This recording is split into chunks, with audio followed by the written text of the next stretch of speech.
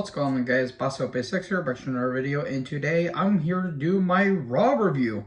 Considering I was off today, might as well review Raw, and oh boy, this show did not miss me a single bit.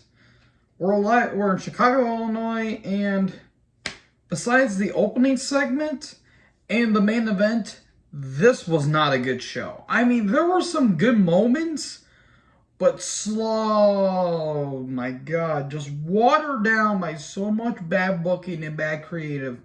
I swear to God, we are still in WCW 2000. Let me down in the comment section below what you guys thought about this show. Anyways, we start off, panning shots at the crowd. All of a sudden, the glass shatters. Stone Cold Steve Austin's theme hits, and the crowd erupts. It's a giant pop. And then it looks like Austin's coming down to the ring. Oh no, it is Kevin Owens. And my God, this was great stuff here. This was some really good stuff. The makeup, I thought legit Owens shaved his head for a minute. That's how the makeup was good and bad. You could see like the wrinkles starting to pop out and all that stuff. And Owens talking like Austin. He's got like the knee braces and it's all like untied and all that stuff. And he's like, "Are you ready for Stone Cold to get the biggest ass whooping of his entire career and all that stuff? Give me a hell yeah," and all that stuff. And this is some great stuff. Owens being great at his job. And he says, "Give me a couple of beers, let's call it a night," all that stuff. And then the guy tossing the beers tossed a couple of beers to Owens, but Owens didn't catch them. So he brings the guy into the ring. He said, "Just hand me the beer. There you go. Now get the hell out of my ring." Stuns him, pours beer on him. Okay, there you go. It lasted about 10 minutes, but my God, this was some great stuff here, guys. This was worth checking out.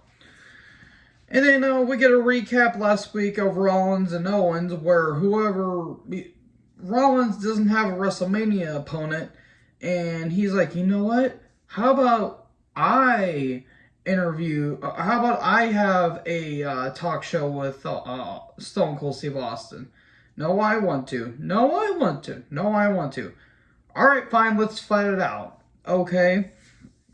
Rollins is backstage. He's determined to get a WrestleMania opponent. Everyone's chanting Cody. Cody, Cody, Cody. Look, if Cody Rhodes does wrestle in the WWE again, please do not let Brandy Rhodes be in the women's division. That division's already nuked within itself, considering the nonsense that happened on this show. Okay, Rollins doing his weird, annoying laugh, but okay. Then that's coming from me. The Mysterio'S come down. We get a recap of what happened last week, where it was the Mysterio'S.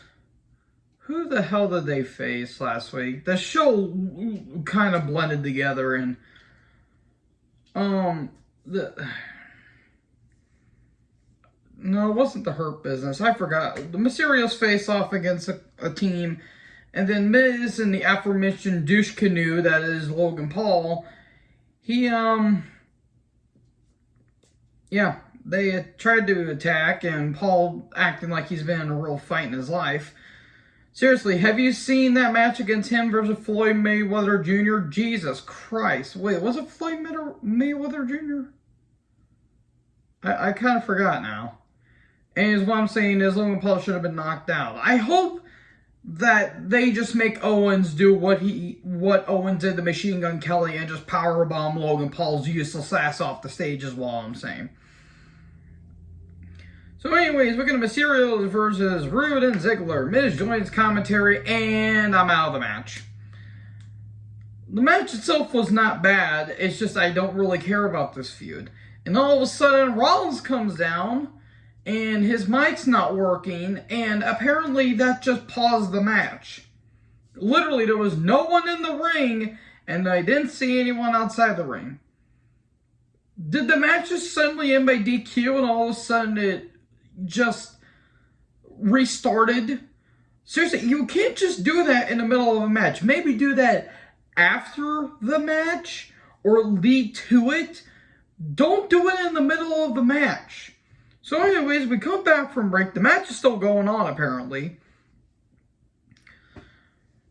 Rude gets pinned by Dominic. Thanks for coming, Rude. You remember how good you were in TNA? Yeah, Pepper Farm members. Super kick to Dominic and a skull crusher finale to Rey Mysterio. And he takes off the mask. Oh no, Rey Mysterio's been unmasked. He's been unmasked before, folks. We know what he looked like. He looked like a 19-year-old in 1989. Jesus Christ. Anyways, Rollins, Sonya, and Pierce are backstage, and Rollins is like, oh, it's all a conspiracy theory. The powers that be, y'all are preventing me from not getting a WrestleMania opponent. More Rollins here in a little bit. Miz is backstage. He said, oh, Logan Paul is one of Rey Mysterio's favorites. Rey Mysterio needs better fans. This is all for you, Logan. Look at me, Damien. It's all for you. Anyways, you can recap what happened on SmackDown, where the whole opening segment between Reigns, Usos, Heyman, and Lesnar was so goddamn stupid, but it was so hilarious. If you don't know what happened, in case if y'all wasn't watching SmackDown, what happened was, it was a whole storyline where, you know, Roman says he was proud, you know, make Lesnar bleed at the at the show that happened at Madison Square Garden. Did you know that they had a show at Madison Square Garden 3 weeks ago? I didn't know. And he said, I will smash Brock all over again. Oh, Heyman's like, well, his fight, he due to, you know, some weather issues, he won't make it tonight. Wait a minute, Lesnar's plane just landed. He's on his way here. Oh, the horror. And then they go backstage, and then Lesnar just shows up the hell out of nowhere with a big-ass forklift, and he God, jeez. It's so stupid, but it is so hilarious. It's hilariously bad.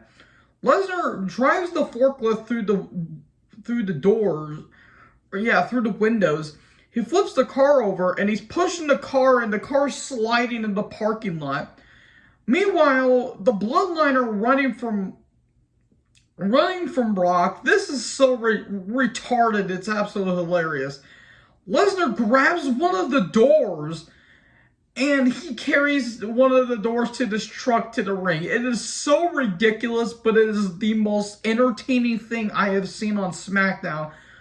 Probably since what happened last week where Brock made Heyman run. Brock's having the time of his life, and considering how much money he's making, I don't blame him for going out like this. So anyways, not enough rambling about that. Almost comes down. Hooray! We got Almost versus Apollo Crews and Commander Aziz. Light with the Nigerian nail. Okay, 2-on-1 match. There was kind of a hot shot at the beginning. Trying to do 2-on-1. Almost laying his goes shoulder first into the post. Ouch, that looked like it hurt. A lot of brutal post spots throughout this entire show. But eventually, Almost just about kick Aziz's head off during the match. And then choke bomb 1, 2, 3, and Almost wins. And then he cuts a promo. God, did he cut a promo? Like, it wasn't terrible, but don't let Almost talk. At least give him a manager. He says, I'm undefeated, and whoever I'll put in my way, I will dominate them. Apparently, rumors are saying that he's going to be facing Lashley. If Lashley's going to be 100% because he just had shoulder surgery not too long ago, kind of bad timing there. Unless he's a genetic freak and he can somehow be healed in 2 days, then be my guest. Anyways, a recap of Edge, you know, all the blue light. It looked like that one scene from Willy Wonka with the blueberry girl. And, you know, he says, you know, the old Edge is gone. This is the new Edge. Styles comes down. He says, well, I've been nursing my injuries, taking care of the family, but he said, I now have vengeance in I have vengeance in mind, and I have the Pitbull mentality, and I'm going to kick Edge's teeth down his throat. Some good stuff here by Styles. The Rollins shows up. He's like, I've faced Edge before. I want to face him again, and I don't have an opponent for Mania. So, Pierce and Sonya come down. Let's have a match. Whoever wins gets to face Edge at Mania. If Rollins wins, he takes AJ's spot. What's with Rollins taking everyone's spot? That sounded a lot less dirty in my head. Oh boy, then a human jerky machine, aka Carmella, and Zelina are backstage. Oh, you're obsessed with on your phone and not focusing on the tag titles. Oh, God, yeah. Look, Zelina's not bad. She really isn't. She can actually work. Carmella is just there to be everyone's side hoe. This was bad. This was not good. Zelina says you look ugly. She's not wrong, to be fair. I don't know what Corey Graves sees in her. And, they have a fight. Oh, they have a brawl and the spray tans all over the floor. God damn it, I just cleaned the floor not too long ago. Okay, no one cares. And then, Liv and Rhea come down. Sweet Christ, that is the hottest lesbian couple to never be a lesbian couple. Whew, Jesus God almighty. And then, Adam, Sonya, and Styles are backstage. Styles is like, this is not fair. And he says, I'll beat Rollins tonight, come hell or high water. Then, Liv and Rhea took on Natty and Baszler. The match wasn't bad. Carmella comes down the ring to piss on all of this. And then, in the end, the Heart Attack, 1, 2, 3, Natty and Baszler win. And then Vega hits Rhea with her scepter, and if you follow Rhea's Instagram, that looked like a pretty bad shot because it kind of got Rhea above the shoulder blade. I'm like, ooh, that didn't look really good. And then Mella attacks Baszler and Natty, and God died a little bit.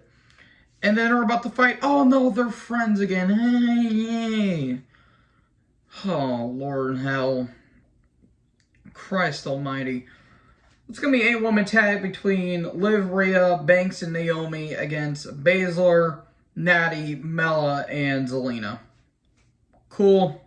Don't care. We get a recap last week of Lynch attacking, Becky attacking Belair, crushing her, hurting her, her throat. And Lynch comes down. Okay. She talks about, I am the power, I am the glory, I control this division. I've been gone I came back 8 months ago, but I have this title for 15 months because she had to give it up because she was pregnant, and she technically never lost the title. She just had to vacate it, which is true. This is a really good promo by Lynch. This is one of Lynch's better promos, honestly. Me saying verbatim won't do this promo justice. I really recommend you checking this out. This is some really good stuff. And then a recap of McAfee and Theory. This is a match happening. Theory's backstage. He says, I got a lot of photos of Finn Balor on my on my phone. We didn't need to know that, Theory. And he says, I got enough room for just one more, and I'll make Vince McMahon happy. And he's like, I'll make Vince even more happy when I beat McAfee at Mania. Veer video package. He's finally coming to Raw. He's coming in Raw.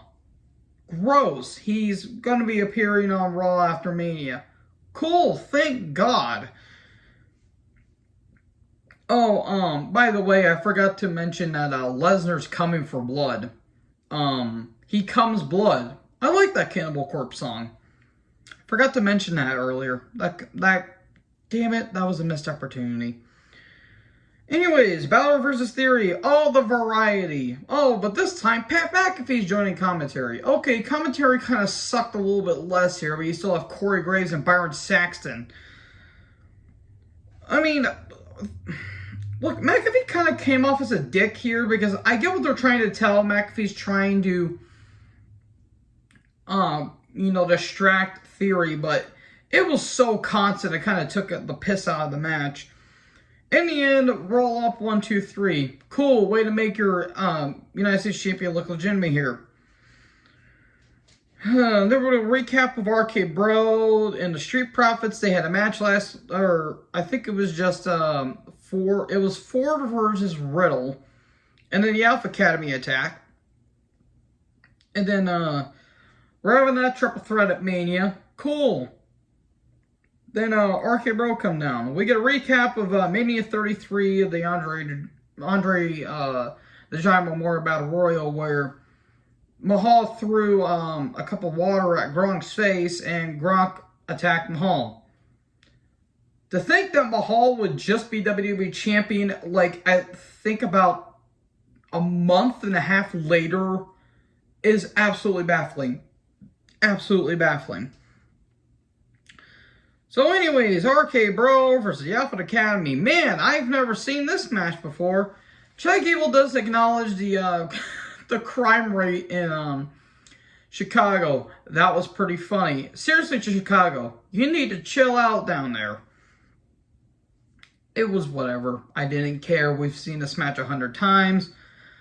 And at one point, Gable mentions Otis, and he talks about the Batman and being, you know, vengeance and all that stuff. Okay, then. And then, Bro Derek 1, 2, 3, thanks for coming, Chad Gable. And then Otis attacks, and then the Street Profits come down, and they beat up the Academy, but then they'll also beat up on Riddle. Every man for themselves, so hooray, I guess. Anyways, oh Christ in heaven. This is the point of the show where I just tuned out immediately. Reggie and Dana are backstage. This happened last week, and we're getting 24/7 shenanigans and bullshit and this stupid ass romance angle, and no one cares. This sent wrestling back about 10 years. Gable Stevenson won the NCAA Amateur Wrestling Championship. Back-to-back winner. Okay, I don't care. And considering the things I've heard about Gable Stevenson, hide your kids, hide your wives especially, or just hide your girlfriends. Reggie and Dana took on Akira and Tamina, and I just about turned off the show here. This is one of the worst TV matches I've ever seen, and I am not saying that sarcastically. This was bad. This legit sent wrestling back at least 15 years. Good Lord in heaven. No one cares about the stupid-ass romance angles between Tamina and Akira, and no one cares about Reggie and Dana. Look, nothing against these talents. Why do we care again? And also, I forgot to mention that Tamina had her neck around, kind of squeezing Tozawa's face like this. Man, a Snuka having their hand around another person's neck? Where have I heard that before? I'm going to hell, am I? I don't care. Reggie wins. Cool, God died a little bit today. Styles comes down. The card rundown for what's happening next week. Lesnar and Reigns are going to have a meet to meet. Gross. They're gonna collide each other. Their meats are gonna collide with each other. Gross. Okay, Styles versus Rollins. This is some damn good stuff here. I don't think it was as good as their Money in the Bank 2019 encounter. This is damn close, though. This was some really good stuff here. For a TV match, this was a really good match. Styles just taking brutal bumps. I mean, that bump into the turnbuckle, my God. Rollins' back gets bruised up at one point. Styles' face gets almost got cut at one point. There was some good stuff, a lot of good counters. At one point, Corey talks about, Styles taking care of his family. Corey Graves, of all people, should not be talking about taking care of a family, is all I'm going to say. This, again, was really, really, really good stuff. Rollins, slapping AJ, says, it's nothing personal, I just want a Mania match. just slapping him. Styles is fighting with every ounce of his being. Going for the phenomenal forearm, but it gets countered. Super kick. Buckle bomb. Rollins gets suplexed into the turnbuckles. Like, Jesus, the bumps these guys took were fucking brutal. Frog splash gets countered with the knees up. Rollins tries to go for the stomp, but in the end, Styles goes for the phenomenal forearm. A brutal chair shot by Edge, and he attacks Styles with the chair, laying him out. And AJ wins by DQ. Rollins is irate. He's pissed off, and he says this is bullshit. You know, everyone is just chanting bullshit with him. He is pissed. He is taking a part of the ringside, destroying the barricade, flipping over the table. He took part of the post. He's just swinging everything like a madman. And there you go. That's how your show ends. Again, besides a few things, this show was just not good whatsoever. If you would have took out the best parts of this show, it would have been a disaster in every stretch of the word. But yeah, that's Raw for you. Anyways, let me know in the comment section below what you guys thought about this episode. Make sure to like, comment, subscribe. Join the herd. I'll talk to you guys next video. Peace out.